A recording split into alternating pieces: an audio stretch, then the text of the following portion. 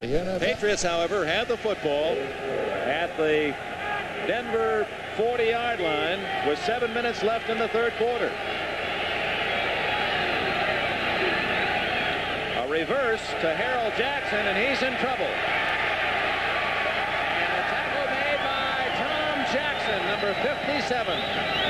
John Grant in on the play, and the Broncos were not fooled a bit by the reverse. Just as a follow-up, Dick, to what we talked about earlier, the footing on this field is still pretty good.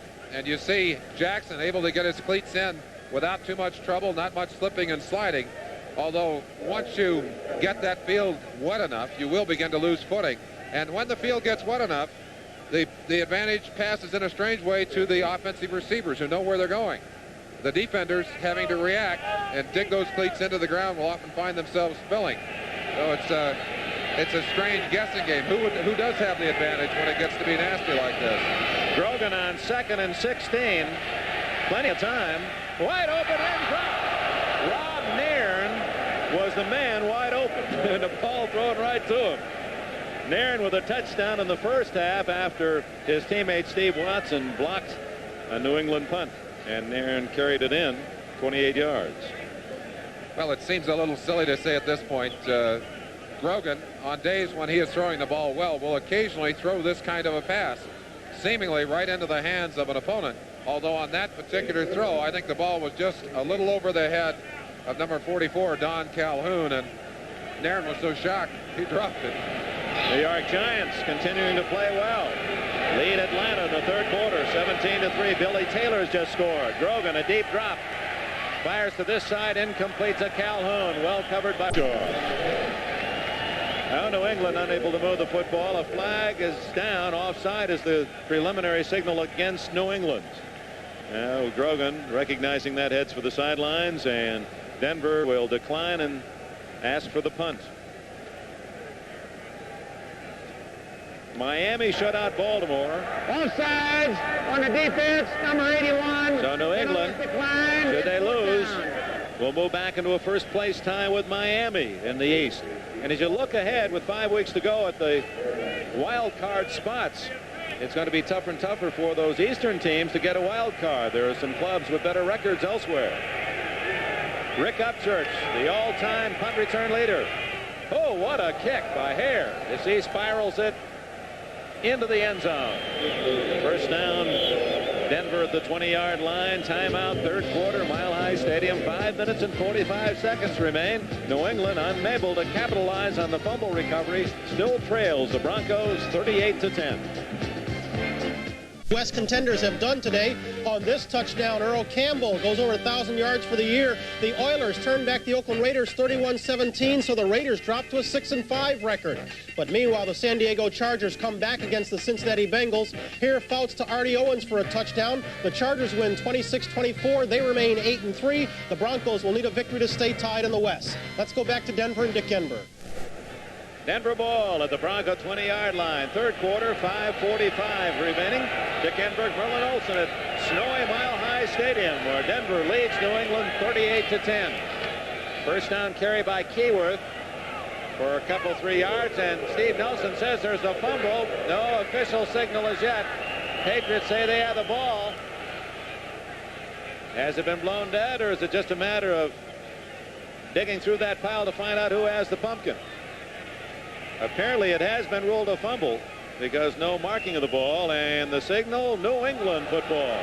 Hey, if Merlin had the Patriots taken advantage of that last fumble and scored, and then they get the ball right back, maybe all the talk of defeat is premature. But they still trail 38-10 as Julius Adams came up with the ball. One of the things you try and do defensively when you get way behind is to steal a football. You begin to tackle a football. But that's dangerous too, Dick, and we've seen it early in this game. When they try to do that, they often let the runner off the hook, and he'll make extra yardage. In this particular situation, it paid off for them with a turnover in good field position. Let's see if Grogan can capitalize and get some points on the board. You see where all the snow has been wiped out by that scramble for the football. It's at the 22-yard line of Denver. The Patriots' 2 turnovers resulted in touchdowns for Denver in the first half. Grogan trying to get the pass, although the fans wanted grounding. Barney Chavis had the jersey of Grogan. A question, and Barney Chavis obviously feels he had control of Grogan. The new rule is that if the defender has the quarterback under control, the ball should be blown dead. We'll let you watch it at home. Chavis gets a hold of him here. Grogan, realizing it's all over, I think just threw that one away. But are you going to rule against them when the score is 38-10? Gee, I don't know. I don't. It'd be hard to call as an official, wouldn't it, Dick? Well, and who's to say but what he might have hit somebody with that pass. Grogan on 2nd and 10. Dumps it out to Cunningham, incomplete. And you can see the effects of the weather now on the performance of play. That's a pass to Grogan on a nice dry field with a good football. It hits easily. And you can watch what Grogan thinks of this pass himself. Unloads the ball, looks downfield till the last moment, drops it out. You see it right there. He knew it. He threw it badly. Oh, the elements. You grew up in Utah. You had to play in weather like this occasionally. I did, Dick. I played in a game when it snowed about 16 inches during the game itself. You couldn't see a yard marker. I was the captain when I was at Utah State. I kept calling for measurements. And I want to tell you, there were a few officials wanting to kill me.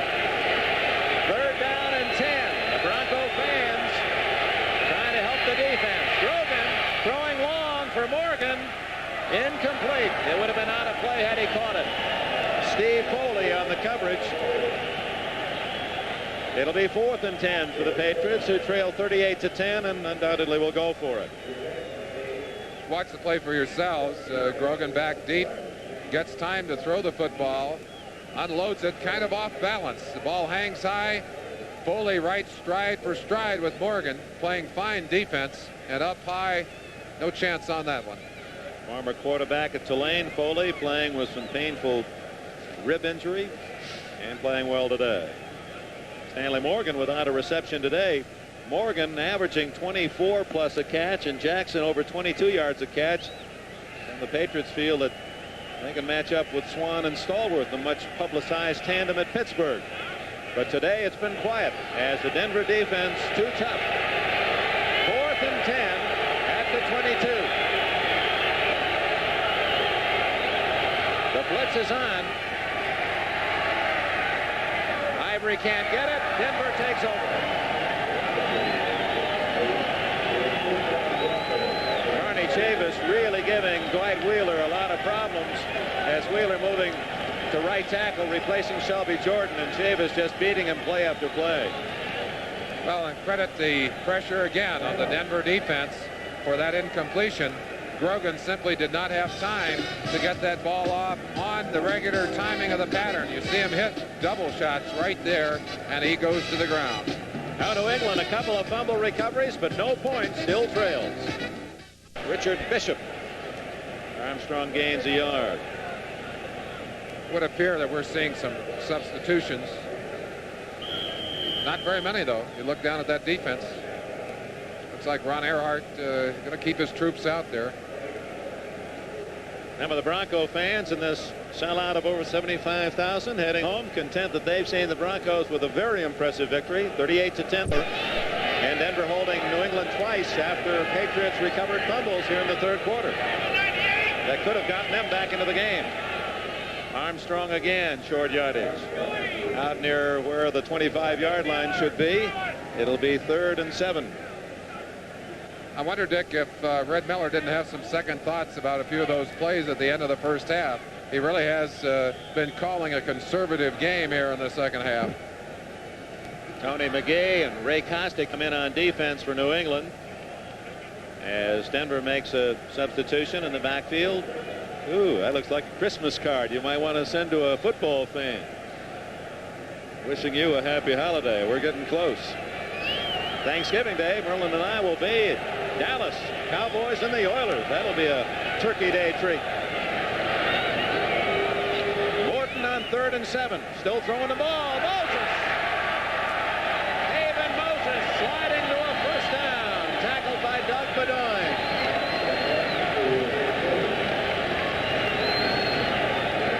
Morton close to 200 yards on the day. That's his first completion. Second half. let's take you down on the field and give you the feeling of quarterbacking it for yourself. Watch Morton. Watch him unload the ball and watch him pay the price right there. Ooh, almost whiplash, but the pass well thrown. Haven Moses pulled it in. Riley Odom's in the same area. It looked like a mistake by the receivers, but it still didn't harm the results at all. Let's see if we can discern just where that football is. 30-40. It's at the 44-yard line. Denver territory, first down. Norris Weiss tuning up along the sidelines. Morton needs 6 more yards for 200. Hands off Otis Armstrong, who's been the workhorse here in the second half. Bedoin with another tackle. There's Weiss, who started the season as the #1 quarterback from the University of Mississippi. Morton taking over. And in the last 5 games, Morton apparently is going to lead his team to 4 victories. The only loss being that 42-7 disaster at Pittsburgh.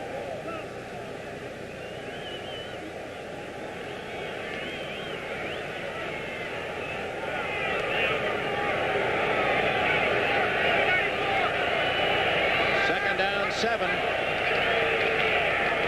Armstrong wrestled hard to the turf by rookie Rick Sanford, top Patriot draft pick from the University of South Carolina. Claiborne is nursing sore ribs, and obviously they've taken him out to give Sanford a little work. Sanford will play both corner and safety, either safety position. They feel he's a real comer and will someday hopefully be an all-pro. An interesting shot. Is that one of the fans leaving? The abominable snowman down there. Third down and 9. Denver at its 39 as Upchurch on a little reverse breaks free and has a first down at the New England 38-yard line. And it's been a big day for Rick Upchurch. Young man many thought too small to play in the NFL. He wasn't selected until the 4th round by the Broncos out of the University of Minnesota. 5'10" and 176. And he yesterday on a nice sunny afternoon, when he ran, you could almost hear the blades of grass cheer. He just whirred by his teammates in practice, and he has followed up today in sun or snow. He's had a big afternoon. Got a touchdown on a pass reception. 4 other catches. Punt returns, his specialty. Now the NFL all-time leader. Morton wants a timeout. 31 seconds remaining in the 3rd quarter.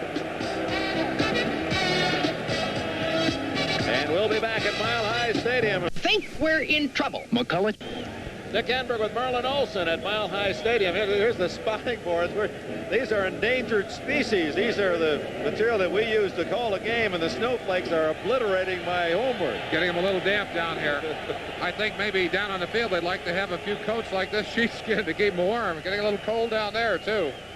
The snow falling as it has, and heavily throughout the second half. Flurries began early in the game, as did the Denver Broncos scoring thrust as the defense set it up. 3 touchdowns by the defense, and the Broncos have coasted since 38-10, and tough for either team to move the football in this weather. Dick, I've been on both sides of the field. Big losses and big defeats during the bad weather.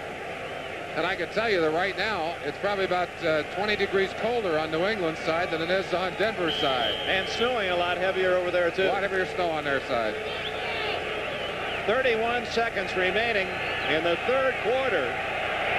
Denver in New England territory with a first down at about the 38-yard line.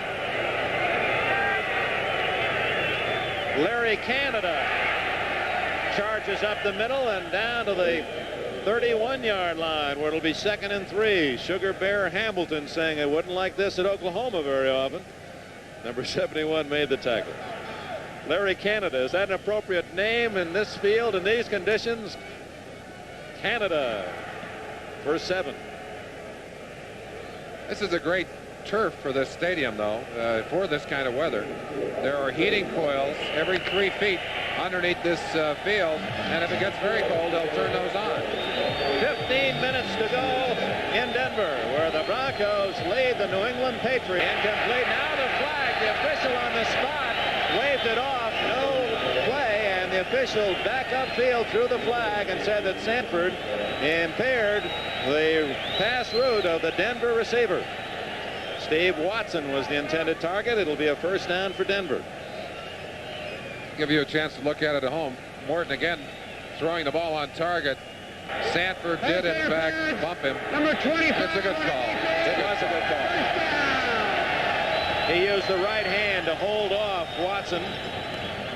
That's Jim Ringo, the former head coach, Buffalo, and line coach here for these New England Patriots. One good thing for the Patriots, after 3 straight road games, they're going home where their fans can help them. Ooh, good solid hit there. Now it's interesting as you look at the posture of the Patriots along the far sidelines, that expression standing tall. And of course in victory, in the positive moments of life, we tend to do that. And in bad weather or in defeat, you almost want to shrink inside yourselves and you almost feel them closing in. Head dropping lower into the shoulders, no shoulders shrugging forward.